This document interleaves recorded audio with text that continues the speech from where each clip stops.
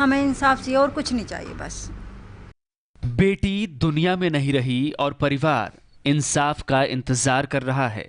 दर्द की ये कहानी है दिल्ली के उस परिवार की जिनकी बेटी के साथ पहले गैंगरेप हुआ, फिर बदनामी की गई और जब ये बदनामी वो सह नहीं पाई तो जान दे दी।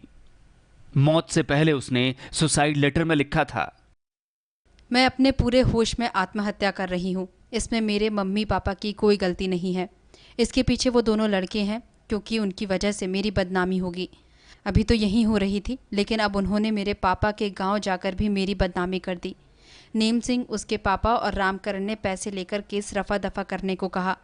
पहले तो शादी का झांसा देकर वो मुझे बहलाता फुसलाता रहा, लेकिन 16 फरवरी को नेम सिंह और उसका दोस्त जिसका नाम रवि है, उन दोनों ने मेरा रेप किया। इसी कमरे में पंखे से लटककर उस लड़की ने खुदकुशी की और सुसाइड नोट में ये लिखा कि बदनामी की वजह से वो ये कदम उठा रही है। आरोपी नेम सिंह गिरफ्तार तो हुआ, लेकिन टीबी का इलाज कराने के लिए जमानत पर छूट गया और अपने पिता के साथ गांव जाकर केस खत्म करने का दबाव बनाने लगा। बेल पे आ गया 2 महीने के लिए।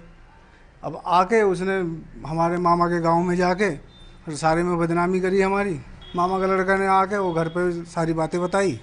इसी के बाद लड़की ने फांसी लगा ली।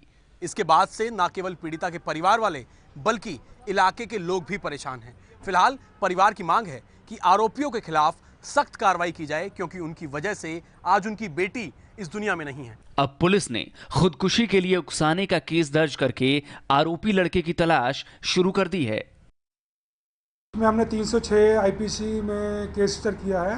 इसमें 2 अक्यूज थे, वो दोनों को जेल भेज दिया गया था।